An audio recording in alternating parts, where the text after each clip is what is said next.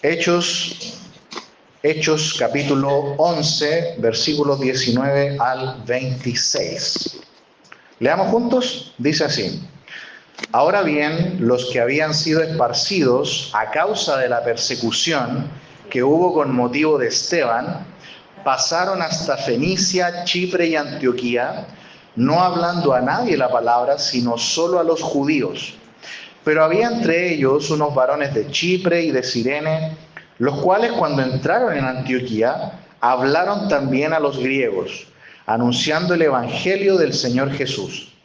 Y la mano del Señor estaba con ellos, y gran número creyó y se convirtió al Señor. Llegó la noticia de estas cosas a oídos de la iglesia que estaba en Jerusalén, y enviaron a Bernabé, que fuese hasta Antioquía. Este, cuando llegó y vio la gracia de Dios, se regocijó y exhortó a todos a que con propósito de corazón permaneciesen fieles al Señor, porque era varón bueno y lleno del Espíritu Santo y de fe, y una gran multitud fue agregada al Señor. Después fue Bernabé a Tarso para buscar a Saulo, y hallándole le trajo a Antioquía. Y se congregaron allí todo un año con la iglesia, y enseñaron a mucha gente, y a los discípulos se les llamó cristianos por primera vez en Antioquía. Oremos. Padre amado, gracias por esta oportunidad que nos da, Señor, de reunirnos ahora en torno a su palabra. Pedimos, Padre amado, que como iglesia podamos ser edificados, enseñados, y que en esta semana, Señor, sepamos qué cosas incorporar a nuestra vida espiritual, a nuestra vida personal y también a nuestra vida como iglesia, aquí en el lugar donde usted nos ha puesto, para que seamos luz, para que las personas que aún no conocen a Cristo puedan saber que en Cristo hay salvación y vida eterna. Padre amado, lo pedimos en el nombre de Jesús. Amén. Muy bien, queridos hermanos, una pregunta. ¿No se han visto el escudo nacional, nuestro escudo nacional de Chile? ¿Qué dice? Ahí tiene una leyenda. Fuerte. Por la razón o la fuerza. Por la razón o la fuerza, ¿cierto? Eso dice el escudo nacional. Y saben que a la iglesia, a la primera iglesia, le pasó lo mismo. Por la razón o la fuerza. ¿Qué le dijo el Señor a los primeros cristianos, allí a los apóstoles y al grupito que estaba reunido en el aposento alto, ahí en Hechos 1:8? Les dijo que tenían que salir de Jerusalén, ir a predicar ¿hasta dónde? Judea, Samaria y hasta lo último de la tierra. ¿Saben qué? Hasta el capítulo 8 la iglesia no salió y pasaron por lo menos 5 años. Algunos que hacen cronología piensan que 3 y otros un poco más. Pero no salieron de inmediato. Se quedaron en Jerusalén esperando. ¿Qué? No sé. Pero no salieron a predicar y ocurrieron algunas cosas. Recuerdan que Judas murió y por lo tanto quedaron 11 apóstoles solamente. Los apóstoles, en vez de preocuparse de salir para predicar, ¿qué hicieron? Querían tener el reemplazante. Querían completar el número 12. Se juntaron, hicieron una votación media extraña, a la suerte, dice, y salió un hombre llamado Matías, como el apóstol número 12. Ahora, recordemos que el libro de Hechos solamente nos cuenta la historia. No nos dice, y esto agradó al Señor. Y esto fue bueno a los ojos de Dios. Y esto fue malo a los ojos de Dios. De hecho, si usted lee los libros históricos, casi nunca el narrador dice nada, no hace comentarios. Dice, por ejemplo, Salomón tuvo 1000 princesas. Pero el narrador no dice, y esto fue malo a los ojos de Dios. Lo cuenta nada más y sigue la narración. Entonces, el libro de Hechos es un libro histórico, nos está narrando nada más lo que pasó. Así que Lucas no dice si estuvo bien o mal que hayan tratado de completar el número 12 y que se hayan quedado en Jerusalén haciendo cosas, porque recordemos que en una ocasión los hijos de Zebedeo llegaron donde Jesús con su madre. Y la mamá, ¿qué dijo a Jesús? Le dijo, ordena que en tu reino, mi hijo se siente en tu derecha y mi otro hijo se sienta a tu izquierda. ¿Recuerdan eso? Y dice que los apóstoles se enojaron. Seguramente porque a ellos no se les ocurrió primero la idea, ¿cierto? Pero Jesús dijo, el sentaros a mi derecha o a mi izquierda no es mío darlo, sino de mi Padre. Por lo tanto, Jesús les había prometido a los apóstoles que en el cielo, y esto es real, en el cielo van a haber 12 tronos con los nombres de los 12 apóstoles. Por lo tanto, los apóstoles seguramente estaban pensando eso, ¿y qué hacemos? Se nos murió un apóstol que era hijo de perdición, así que tenemos que completar el número 12. Y estaban haciendo muchas cosas, pero no salían a predicar, que era lo que Jesús les había mandado. ¿Y qué pasó cuando llegamos al capítulo 8? Comenzó algo que obligó a la iglesia a salir de Jerusalén. ¿Qué fue? La persecución. Y no cualquier persecución, no la persecución social, que es la primera persecución que pueden tener los cristianos. Quizás de usted se burlan por su fe, le dicen tú eres cristiano y mira cómo vives, ¿cierto? Porque se fijan en cualquier detallito de nuestra vida y de inmediatamente nos atacan, ¿cierto? Y tú eres cristiano y mira lo que haces. Y tú que eres cristiano, ¿qué piensas de esto? ¿Se han fijado que siempre hay una presión social sobre los cristianos? Bueno, eso no es nada. Lo que pasó en Hechos capítulo 8 fue persecución a muerte. Porque Esteban había enfrentado a los fariseos su hipocresía. ¿Y qué hicieron los fariseos? Se enfurecieron, pagaron testigos falsos e hicieron un juicio contra Esteban, con testigos falsos. Lo mismo que le hicieron a Jesús. Contrataron gente para que dijeran que él había dicho cosas blasfemas contra la ley, contra Moisés, contra el templo, contra Jerusalén, etc. Es decir, mentiras. Y es algo increíble porque, ¿qué dice uno de los 10 mandamientos? No dirás falso testimonio, es uno de los mandamientos. Es decir, los fariseos que se ufanaban tanto de cumplir la ley, sin embargo, cuando se trataba de ellos lograr sus objetivos, no tenían ningún problema en mentir, incluso de llevar a la muerte a alguien. Porque ¿qué dice otro de los mandamientos? No matarás. Así es el religioso. El religioso puede decir de los labios hacia afuera que cumple la ley, que busca a Dios, pero cuando se habla de sus acciones hablan más fuerte que sus palabras. Y aquí nuevamente los fariseos se confabularon, le hicieron un juicio a Esteban, y Esteban durante todo el capítulo 7 se defiende, pero no a gritos, no con violencia, no a golpes, sino que con la palabra de Dios. Cuando termina el capítulo 7 dice que los fariseos se enfurecieron, tomaron piedras y lo apedrearon, que esa era la pena capital que existía en la ley judía. Y no siempre, pero a veces los romanos permitían a los judíos aplicar sus propias leyes, aunque tenían que estar bajo el imperio romano. Pero en esa ocasión se les permitió aplicarle pena de muerte a uno de sus conciudadanos. Y mataron a Esteban. ¿Quién estaba ahí? Estaba el joven Saulo, que más adelante iba a ser el apóstol Pablo. Esta persecución a muerte que empezó contra los cristianos les obligó a huir de Jerusalén. Por lo tanto, aquí es donde tenemos, en el versículo 19, los esparcidos. ¿Quiénes son los esparcidos? Cristianos, judíos, que huyeron de Jerusalén por la persecución. Claro, no querían terminar como Esteban. Nadie quiere terminar así. Pero ¿saben qué, queridos hermanos? Hoy día también hay persecución así en diferentes países del mundo. Muchas veces no se ven las noticias, pero hay.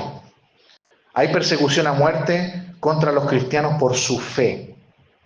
Y aquí vemos que estos cristianos huyeron, dice el versículo 19, los que habían sido esparcidos, verso 19, a causa de la persecución que hubo con motivo de Esteban, pasaron hasta Fenicia, Chipre y Antioquía. Antioquía es al norte de Israel, no es cerca, es bastante lejos a donde llegaron, no hablando a nadie la palabra, sino solo a los judíos. ¿Cómo eran estos cristianos que huyeron por motivo de la persecución? ¿Se guardaron su fe? ¿Se quedaron callados? No, dice aquí que siguieron predicando, pero solo a los judíos. Y nosotros recordamos que previamente Pedro tuvo esta experiencia con los gentiles, con Cornelio, el centurión romano, en el cual el Señor, ¿qué quería mostrarle a Pedro? que el Evangelio es para todos, que hoy el plan nuevo de Dios se llama la iglesia. Y no importa si es judío o no judío, gentil, todos los que crean en Cristo ahora pasan a ser parte de este cuerpo de Cristo, que es la novia de Cristo. Eso es lo que nos hace especiales a nosotros la iglesia. La iglesia es la esposa de Cristo. Israel es distinto. Israel es un pueblo súbdito de Cristo. La iglesia no es súbdita. La iglesia es la esposa de Cristo, así que es diferente.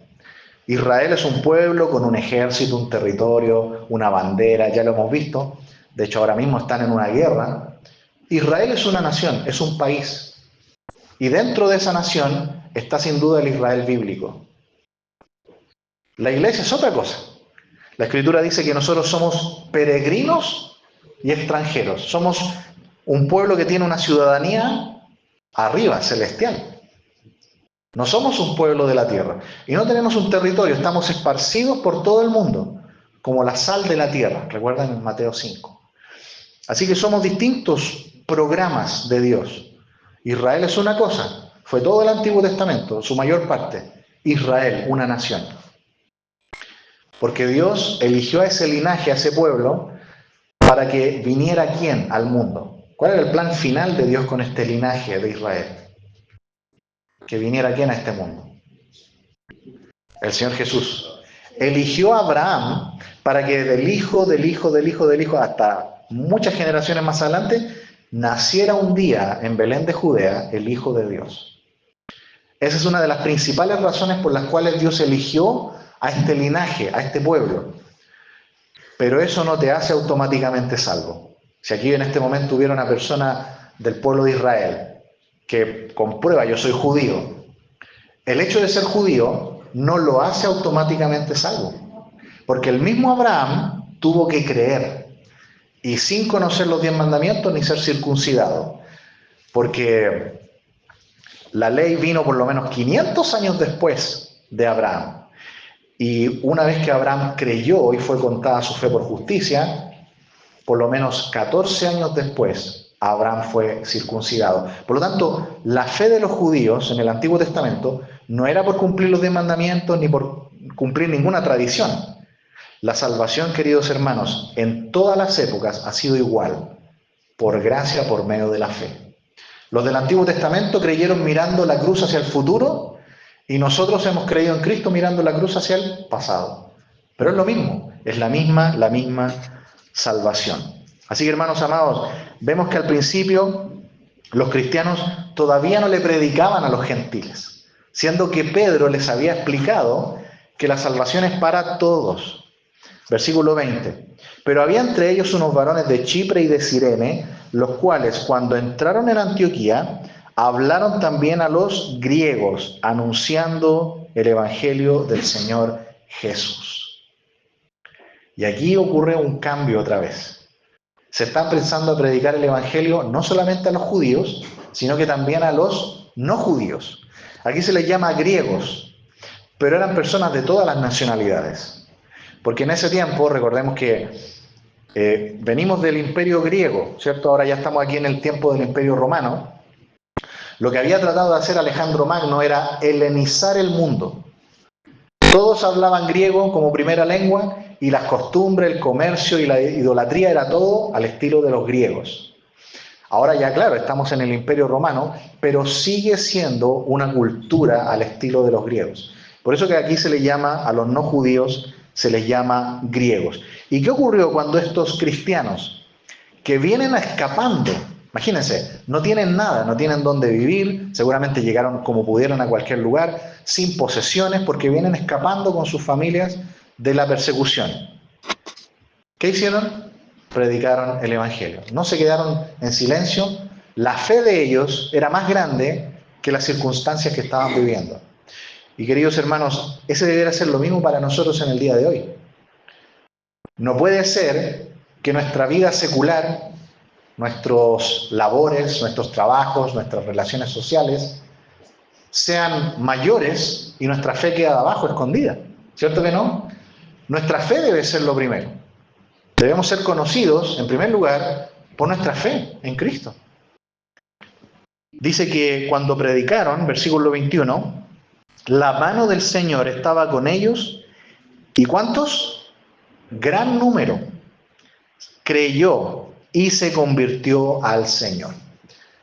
Hermano, esto es un milagro, porque nace una iglesia a kilómetros y kilómetros de Jerusalén, constituida por cristianos judíos y por cristianos no judíos.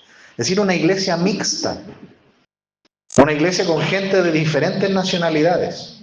De hecho, cuando la iglesia de Antioquía ya se forma y envían a sus primeros misioneros, Bernabé y Pablo, dice que en la iglesia había un hombre llamado Simón, es decir, un latino de origen romano, Bernabé, un judío, un hombre llamado Níger, es decir, era un africano, un tal Lucio de Cirene, otro latino, romano, y Manaén, el que se había criado junto con Herodes, el tetrarca.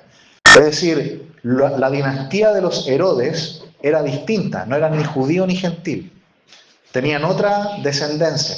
Así que nosotros podemos ver que en el grupo que había en Antioquía, había gente de diferentes países, de diferentes orígenes.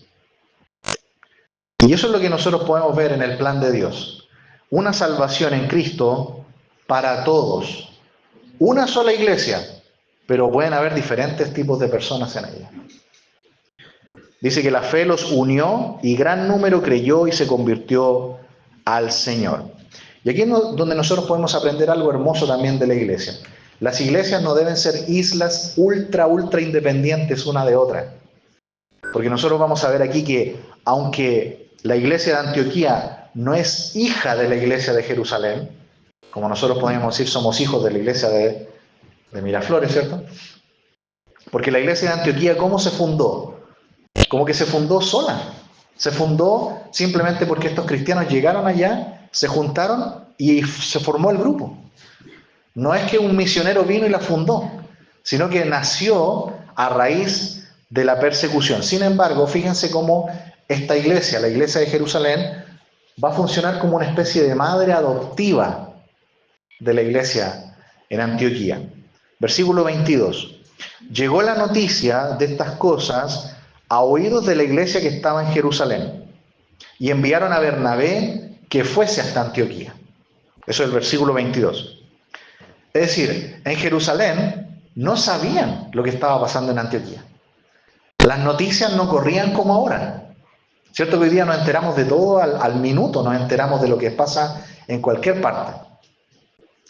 Los pastores acá tenemos unos grupos donde nos comunicamos y de inmediato sabemos lo que pasa en todas las iglesias. En ese tiempo no existía eso. Es decir, tuvo que venir una persona para informar de lo que estaba pasando en Antioquía. ¿Y qué hizo la iglesia de Jerusalén? Se quedaron pasivos, dijeron no vamos a hacer nada, que se las arreglen. ¿No es cierto? Mandaron a uno de sus mejores hombres, a uno de los hombres que tenía mejor testimonio en la iglesia de Jerusalén. No mandaron a un apóstol. Los apóstoles todavía están en Jerusalén. No han salido, por alguna razón, todavía no salen. Siendo que el Señor, el primer mandamiento que les dio, salgan a predicar, vayan hasta lo último de la tierra incluso. Todavía no entienden, ¿no? Pero mandan a Bernabé, que ya Bernabé había demostrado ser un hombre generoso. Recuerdan que Bernabé vendió un terreno que él tenía y donó todo el dinero a la iglesia, ¿se acuerdan? Y ahora dice, se le llama a él un hombre. ¿Cómo eran sus cualidades? Varón bueno, Ahí dice, ¿cierto? Varón bueno, lleno del Espíritu Santo lleno del Espíritu y de fe. y de fe. Versículo 24. Ahí están las cualidades de este hombre Bernabé. Envían a Bernabé para ayudar a la iglesia de Antioquía. Así que, hermanos amados, ¿qué podemos aprender también de la iglesia primitiva? Se ayudaban entre ellos. Las iglesias no deben ser grupos aislados que no tienen comunión ni relación con otras. Debe haber amistad entre las iglesias. Pero lamentablemente, ¿qué vemos muchas veces? Cuando llegamos, por ejemplo, a Primera de Corintios, Segunda de Corintios, vemos divisiones, ¿cierto? Divisiones entre iglesias, hermanos que se dividen, y muchas veces Los conflictos son por cuestiones secundarias. Hermanos amados, si algo que tenemos que aprender también de la relación que hubo entre Antioquía y Jerusalén, era una relación de cooperación, de ayuda y de amor. Y yo creo que una de nuestras metas, queridos hermanos, en el mediano, largo plazo, es que así como nosotros fuimos fundados, tenemos una iglesia madre, ¿cierto que sería lindo que nosotros proyectáramos hacia el futuro, que nosotros también pudiéramos tener una hija, una iglesia hija, o que de nuestra iglesia salgan jóvenes, matrimonios, que puedan salir para fundar otras iglesias? Amén. Que el Señor levante también de esta nuestra iglesia otros hermanos que tengan el llamado pastoral para prepararse y ser siervos del Señor. Bueno, así era la iglesia de Jerusalén, era un crisol de siervos. No fue necesario mandar un apóstol, tenían a hombres como Bernabé. Lo mandan, y fíjense verso 23, cuando llegó, ¿qué vio? ¿Vio división? ¿Vio una iglesia en conflicto? Vio la gracia de Dios. Vio la gracia de Dios. ¿Qué es la iglesia? La iglesia es la extensión del cuerpo de Cristo. Y cuando alguien ve el grupo de cristianos, tiene que ver el amor y la gracia de Cristo. Nuestro testimonio debiera ser así, ¿no? Hacia afuera y entre nosotros. Donde no hay contiendas, donde hay cariño, donde hay amor, donde hay preocupación. Obviamente no somos perfectos. Solamente el Señor es perfecto. Y solamente sus ángeles buenos que están con Él son santos. Nosotros, queridos hermanos, dependemos del Señor, pero podemos mostrar el amor de Cristo y la gracia de Dios. Dice que cuando Bernabé llegó, vio la gracia de Dios y se regocijó. Y exhortó a todos a que con propósito de corazón permaneciesen fieles al Señor. Miren a qué vino Bernabé a la iglesia. Enviado por la iglesia de Antioquía a ayudar y a guiar a los hermanos a que permanezcan fieles. Tal como lo hace constantemente, por ejemplo, el apóstol Juan en su primera carta, cuando le escribe a las iglesias de Asia. Pero eso es una carta universal. Le dice, permanezcan, constantemente se usa ese verbo, permanezcan en Él, permanezcan en Cristo. Y eso hizo Bernabé, le dice, hermanos, permanezcan fieles al Señor. Así que, ¿cómo era la iglesia de Antioquía? Reflejaba la gracia de Dios y eran fieles al Señor. Dos elementos también que nosotros podemos aprender. Y acerca de Bernabé, ¿cuáles son las cualidades que necesitamos tener los líderes y todos los hermanos que sirven al Señor? Fíjense versículo 24. Varón bueno, lleno del Espíritu y de fe. A raíz de todo esto, queridos hermanos, una iglesia fiel, una iglesia que refleja la gracia del Señor y con líderes buenos, llenos del Espíritu Santo y de fe. ¿Qué ocurrió? Una gran multitud fue agregada al Señor. Yo siempre les digo, queridos hermanos, que las verdaderas bendiciones de la iglesia son espirituales. Yo sé que a veces nosotros decimos, el Señor me bendijo con, no sé, con un auto, por ejemplo. Son cosas materiales, ¿cierto? Está bien. Pero cuando nosotros vamos al Nuevo Testamento y vemos las bendiciones de la iglesia, siempre las bendiciones de la iglesia son cosas espirituales. Porque yo puedo estar lleno de bendiciones materiales y no vivir como el Señor quiere. Las bendiciones que más nosotros debemos buscar son las bendiciones espirituales. El crecimiento espiritual, el amor entre nosotros, predicarle el Evangelio a otras personas. Esas son cosas espirituales. Y aquí nosotros vemos que gran cantidad de personas se añadieron al Señor. Esto debe ser parte de nuestras oraciones. Señor, quiero ganar un alma para ti. Señor, ayúdanos para que vengan nuevas familias y niños y jóvenes que se conviertan al Señor. Y hermanos, no es un tema de que se llene de gente aquí. No es eso. El Señor va a añadir a las personas. pero debemos estar haciendo la obra de predicar el Evangelio a toda criatura, dijo el Señor ahí en Marcos 16. Para terminar, versículos 25 y 26. Después fue Bernabé a Tarso para buscar a Saulo y hallándole le trajo a Antioquía. Recordemos que Pablo había sido un fariseo, perseguidor de los cristianos, participó en la muerte de Esteban. Pero de repente en el capítulo 9 el Señor se atraviesa en la vida de Saulo y Saulo y Pablo son la misma persona. Saulo es el nombre hebreo, Pablo es el nombre griego. Se convierte al Señor y el Señor lo llama para que sea su apóstol. Y ahora Pablo predica de Cristo. Por lo tanto, ni los judíos lo quieren, ni los cristianos tampoco lo quieren.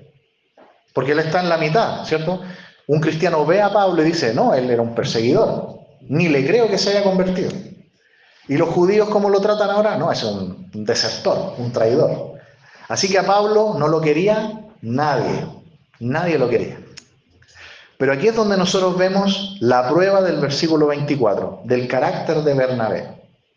Porque Bernabé podría haber dicho, no se junten con ese tal Pablo, no lo inviten a nada, ¿cierto? Pero ¿qué hizo Bernabé? Él dijo, no, yo sé que el Señor lo llamó y yo sé que este hombre, Pablo, cambió y él tiene un llamado diferente al que yo he visto. El Señor lo llamó para que sea su apóstol. Tenemos que aprovecharlo. Lo que decía nuestro hermano Osvaldo, ¿cierto? Todos tenemos talentos, dones que el Señor nos ha dado para ponerlos al servicio del Señor. Bernabé dijo, a ese hombre hay que traerlo, porque esta iglesia aquí en Antioquía necesita crecer. Voy a ir a buscar al mejor maestro. Y se trajo a Pablo. Se trajo a Pablo. Hermanos, algo que podemos aprender de Bernabé es que Bernabé ayudaba a que otros crecieran. Bernabé tomaba a una persona y le decía, mira, tú puedes hacer esto. No te quedes ahí. Levántate, sirve al Señor. Servir al Señor no tiene que ver solamente con cosas que podemos hacer aquí visiblemente. Hay muchas cosas donde nosotros podemos hacer y servir al Señor. Y vemos aquí la bondad del carácter de Bernabé, porque tomó a Pablo, que no lo quería nadie, lo animó, lo confortó y le dijo, tú me vas a ayudar para que la iglesia de Antioquía crezca y el evangelio siga esparciéndose. Así que imagínense cómo estaba Pablo. Seguramente Pablo estaba todavía en Tarso, su ciudad natal. Quizás Pablo estaba triste, estaba solo quizás, se sentía que nadie lo quería, diciéndole quizás al Señor, Señor, pero tú me llamaste y aquí estoy haciendo nada. ¿Se fijan? Pero Bernabé va y lo trae a Antioquía. ¿Y qué hicieron en Antioquía? Verso 26. Se congregaron allí, ¿cuánto tiempo? Todo un año. ¿Haciendo qué cosa? Y enseñaron a mucha gente y a los discípulos se les llamó cristianos por primera vez en Antioquía. ¿Cuál fue la clave de la iglesia de Antioquía? Hacer muchas actividades, comidas, reuniones. No son cosas malas. Paseos quizás, ¿cierto? Son actividades bonitas. Son cosas buenas que se pueden hacer. Pero acá, ¿qué dice el versículo? ¿Cuál fue la clave del crecimiento de la iglesia de Antioquía? Crecieron en la palabra, ¿cierto? Con líderes buenos, llenos de fe, llenos del Señor. Enseñaron durante todo un año a la iglesia. ¿Y cuál fue el impacto de que los hermanos crecieron? Y no solamente eran personas que asistían, llegaron a ser discípulos, dice. Discípulo significa un aprendiz, un seguidor. ¿Cierto? Yo puedo ser una persona que solamente asiste como algo social a una iglesia nada más. Pero ¿a qué debo aspirar yo en mi vida personal y espiritual? A ser un discípulo del Señor. Un seguidor constante, un seguidor de todos los días. Un discípulo de Cristo. Y fue tanto el impacto que mire el sobrenombre que le pusieron a los hermanos de la iglesia. ¿Cómo les pusieron? Aquí aparece por primera vez la palabra cristiano, porque antes les decían los del camino, así les decían. Pero fue tan grande el impacto de esta iglesia que les dijeron cristianos, pequeños cristos. ¿Somos conocidos de esa manera?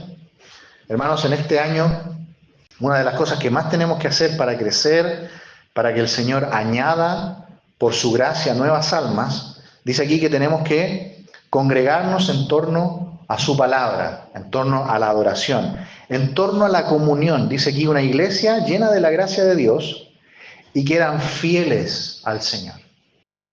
¿Se fija que es sencillo? Es simplemente una vida rendida al Señor. Que el Señor nos ayude en este día a decidir en nuestro corazón qué cambios tenemos que hacer, qué cosas tenemos que mejorar en nuestra vida personal y que cada uno aporte a la iglesia lo que necesita para que seamos conocidos así también, como cristianos, y muchas personas vengan al Señor. Oremos.